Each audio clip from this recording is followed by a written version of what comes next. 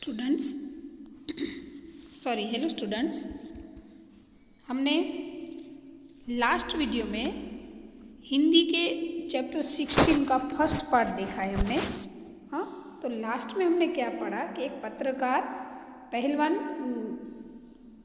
को कहते हैं कि आप अपने किसी शिष्य के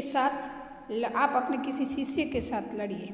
हाँ, तो उसका जवाब देते हुए पहलवान कहता है कि ये तो मेरे पसीने की कमाई, मेरा खून है, मेरे बेटे से भी अधिक प्यारा है, इसमें और मुझ में फर्क ही कुछ नहीं है। मैं लड़ा या वह लड़ा, दोनों बराबर ही होगा। हमारी इस परंपरा को आप समझने की चेष्टा कीजिए। हम लोगों को वंश परंपरागत से शिष्य परंपरा अधिक प्रिय है। ख्याति और प्रभाव में हम सदा यह चाहते हैं कि हम अपने शिष्यों से कम प्रभावी रहें। यानी हम यदि चाहेंगे कि संसार में जितना नाम मैंने कमाया उससे कहीं अधिक मेरे पिता कमाए, मुझे लगता है कि आप हिंदुस्तानी नहीं हैं। मतलब इसके ऊपर से पहलवान कहना चाहते थे कि पत्रकार आप समझ नहीं रहे हो, हमारे मन में ऐसी कोई भावना नहीं होती है कि हमारा शिष्य हमारे लिए बेटे से भी अधिक प्यारा होता है। अगर उसका विकास होगा तो मेरा ही होगा, वो लड़ा तो समझ लो मैं ही लड़ा। हमारे भारत में ऐसी संस्कृति नहीं है, हम हमेशा दूसरों का भला चाहते हैं। अगर मेरे पिता का कुछ अच्छा होगा तो सबसे ज़्यादा खुशी मेरी होगी। ये हमारी सबकी वंश परंपरागत है। शिष्यों को आगे बढ़ाना, शिष्यों के लिए कुछ करना।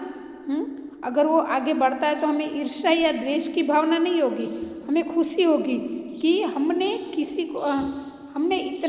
जो काम किया था उस काम पे हमें गर्व होता है कि हमने उसको सिखाया और वो यहाँ तक आगे बढ़ गया। और कभी कभी तो ऐसा होता है कि शिष्य भी गुरु से आगे निकल जाते हैं। भारत में गुरु शिष्य संबंध का वह भव्य रूप आज साधु, पहलवान और संगीतकारों में थोड़ा बहुत ही सही पाया जाता है। भगवान रामकृष्ण वर्षों योग्य शिष्य को पाने के लिए प्रयत्न करते हैं। उनके जैसे व्यक्ति को भी उत्तम शिष्य के लिए रो रो कर प्रार्थना करनी पड़ती थी। भारत में गुरु शिष्य का जो संबंध है वो अभी हम साधु, पहलवान, संगीतकार, इसमें बहुत कुछ पाए जाते हैं। जो भगवान रामकृष्ण थे उनको अपने लिए एक योग्य शिष्य की जरूरत थी जो वो खोजते रहे। उसके लिए उनको वर्षों तक मेहनत करनी पड़ी और ईश्वर को प्रार्थना करनी पड़ी कि हे भगवान, मुझे कोई योग्य शिष्य दिला दो। इसे समझा जा सकता है कि एक गुरु के लिए उत्तम शिष्य कितना महंगा और महत्वपूर्ण है। हाँ, रामकृष्ण के दृष्टांत से ऐसे समझाया जाता है कि गुरु के लिए शिष्य का महत्व कितना है। संतान प्राप्ति वर्ग उन्हें दुख नहीं देता, पर बगैर शिष्य के रहने के लिए वे एकदम तैयार नहीं होते हैं। संतान प्राप्ति अगर ना हो ना तो उन्हें इतना दुख नहीं होता है, लेकिन अगर उनके पास कोई शिष्य नहीं है तो उनको ज़्यादा दुख होता है। इस संबंध में हेवान ईशा का एक कथन स्मरणीय है। इस हेवान शब्द नहीं लगाना है, सिर्फ ईशा का कथन स्मरणीय है कि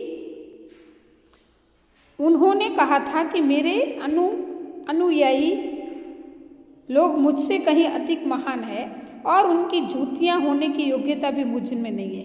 ईशा ने अपने कथन में कहा था कि मेरे जो अनुयायी है वो तो मेरे से भी बहुत आगे निकल चुके हैं, मेरे से भी महान है, और मैं तो समझ लो उन अनुयायियों के जूतों के समान भी नहीं हूँ। मतलब मुझ में इतनी योग्यता नहीं है। यही बात है गांधी जी बनने की क्षमता जिनमें है, उन्हें गांधी जी अच्छे लगते हैं और वे ही उनके पीछे चलते भी है। विवेकानंद सिर्फ उन्हें पसंद आएंगे जिनमें विवेकानंद बनने की अद्भुत शक्ति निहित है। मतलब जिस व्यक्ति के गुण पसंद आते हैं, किसी को गांधी जी के गुण पसंद आते हैं, किसी को विवेकानंद के गुण पसंद आते हैं, तो उसमें ही ऐसा आदमी बनने की क्षमता होती है। बाकी कोई नहीं कर सकता है। जिसको अपने गुरु के पहले छोटी से छोटी बातें ध्यान में रखते हुए उसको पसंद करते हैं, उसका अनुकरण करते हैं, खुद को उनके लिए तैयार करते हैं, वही व्यक्ति एक अच्छा शिष्य बन सकता है। और फिर ऐसे अद्भुत शक्ति भी इन लोगों में होती है। कविता के मर्मज्ञ और रसिक स्वयं कवि से अधिक महान होते हैं। मर्मज्ञ यानी कि कविता की जो बात होती है उसमें कवि ने जो अपनी कल्पनाएं की है उसको समझ सकते हैं ना, वो कवि से अधिक महान होते हैं। संगीत के पागल सुनने वाले ही स्वयं संगीतकार से अधिक संगीत का रसास्वाद करते हैं। जिसको संगीत में इंटरेस्ट है वो जो संगीतकार है उससे ज़्यादा इंटरेस्टिंग सुनने वाले होते हैं। स्वयं पुष्प में कुछ नहीं होता, यहाँ पूज्य नहीं पुजारी श्रेष्ठ है। यहाँ सम्मान पाले वाले नहीं सम्मान देने वाला महान है। स्वयं पुष्प में कुछ नहीं है, पुष्प का सौंदर्य उसे आने वाले की दृष्टि में ही, दुनिया में कुछ नहीं है। जो कुछ भी हमारी चाह में हमारी दृष्टि में है, यह अद्भुत भारतीय व्याख्या अजीब सी लग सकती है, पर हमारे पूर्वज सदा इस पथ के यात्री रहे हैं। मतलब जैसे संगीत सुनने वाले संगीतकार से ज़्यादा महत्व धराते हैं, संगीत के बारे में जानकारी प्राप्त करते हैं और उनको ज़्यादा इंटरेस्ट होता है, वैसे ही यहाँ पे किया क्या कि पूज्य नहीं, जो पुजारी है ना वो श्रेष्ठ है। मतलब भगवान नहीं भक्त श्रेष्ठ है। इनका कहने का मतलब ये है। पुष्प में मतलब फूल में ऐसा कुछ होता नहीं है, लेकिन वो देखने वाले का नजरिया ऐसा होता है, जो पुष्प उसको फूल उसको सुंदर दिखने लगता है। तो हमारी ये भारतीय व्याख्या अजीब सी हो है कि हमारे पूर्वज सदा इस पथ पे चले हैं कि अगर दुनिया में कुछ नहीं है, जो कुछ हमारी है चाह है, मतलब हम गुजराती में कहेवत है कि दृष्टि एवी सृष्टि की, जैसी हमारी नज़र होगी ना वैसा ही हमें सब दिखेगा। अगर हम अच्छे नज़रिए से देखेंगे तो सब कुछ अच्छा दिखने लगेगा, और गलत नज़रिए से देखेंगे तो सब कुछ गलत दिखने लगेगा। उत्तम गुरु में जाति भावना भी नहीं रहती। कितने ही मुसलमान पहलवानों के हिंदू चेले हैं, संगीतकार के मुसलमान शिष्य हैं। हाँ, इसमें जो उत्तम श्रेष्ठ गुरु है उसमें जातिवाद नहीं होता है। कितने मुसलमान लोग ऐसे जिनके हिंदू चेले हैं, और कैसे संगीतकार ऐसे हैं जिसके मुसलमान चेले हैं। मतलब हम सोचते हैं कि टीचर कहीं पे भी जाएंगे, हम जातिवाद की भावना नहीं रखते हैं। यहाँ परख गुण की है, साधना और प्रतिभा की होती है, भक्ति और श्रद्धा की कीमत होती है, न कि जाति संप्रदाय आचार विचार या धर्म की। मतलब जो साधना है, जो विद्या प्राप्त करनी है, जो हमें कला प्राप्त करनी है, उसमें हमें ध्यान देना चाहिए, जाति पाति के भेदभाव को नहीं।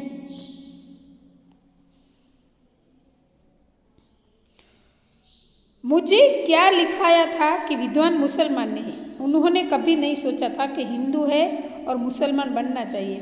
पुराने ज़माने में मौलवी लोग बड़े बड़े रामायणी होते थे, और आज देहांतों में भरत मियाँ, रंजीत मियाँ आदि अधिक संख्या में दिखाई देते हैं। मतलब यहाँ पर जात पात का भेदभाव नहीं होता है, आपस में मिलजुल कर रहते हैं। आज के गुरु भी सिर्फ सेवा लेने में ही चतुर है, देने में नहीं। उपनिषदों में आचार्यों ने कहा था कि सेवा देना ही चीज़ है, लेने की नहीं है। आज क्या उल्टा हो गया है, जिसके पास हम सीखने जाते हैं तो उसको फीस देनी पड़ती है। हाँ, बिना फीस कोई कुछ नहीं सिखाता है। हम चाहे किसी भी क्षेत्र में जाएंगे, हमें फीस मतलब पैसे भर के हमें आगे बढ़ना है। सेवा लेने के अधिकारी बच्चे, रोगी, असहाय और वृद्ध बच्चों के परमेश्वर का ही मूर्त स्वरूप मारा जाता है। रूप समझ सेवा रूपी पूजा से उनकी शक्ति को प्रज्वलित करने की क्षमता और सहृदयता रखने वाले ज्ञानी और तपस्वी पुरोहित आजकल के गुरु नहीं रह गए। किसी भी देव मंदिर की मूर्ति की शक्ति उतनी मात्रा तक सीमित है, या तो संभवित है कि जितनी मात्रा तक उसे पुजारी की भाव पूजा में नैवेद्य भावना भरी रहती है। मतलब सेवा ही सब कुछ होता है। अगर सेवा करने की हमारी दृष्टि होगी तो हम अच्छे काम भी कर सकते हैं, और पूजा से ज़्यादा उनकी जो शक्ति है उसको प्रज्वलित करने की क्षमता रखने वाले ज्ञानी और तपस्वी पुरोहित आजकल के गुरु नहीं रहे। मतलब आज के लिए क्या है कि तब तक है कि पुजारी की भाव पूजा में नैवेद्य भावना भरी रहती है। मतलब हम जब भगवान को भोग लगाते हैं, हमारे घर पे कुछ भी शुभ प्रसंग होता है, पूजा होती है, तो हम भगवान को भोग लगाते हैं। तो कैसे सिर्फ उनके पास प्रसाद रख देते हैं, 1-2 मिनट रखते हैं, फिर हम लेकर हम खुद ही खा जाते हैं। ऐसी भावना होती है कि बस थोड़ा लालच, उनके सामने थोड़ा रखो, बाकी हमें पचाना है। तो आज की जो है परिस्थिति, गुरु शिष्य का संबंध है वो, और प्राचीन गुरु शिष्य के संबंध की जो परिस्थिति थी वो दोनों अलग है। बहुत ही फर्क है दोनों के उसमें रीत में, दोनों के व्यवहार में। पहले सेवा की दृष्टि से लिया जाता था, अब स्वार्थ की दृष्टि से शिक्षा दी जाती है। और अभी तो ये बिजनेस भी हो गया है, टीचिंग, है ना। तो ये चैप्टर यहाँ पे पूरा होता है। अस्तु।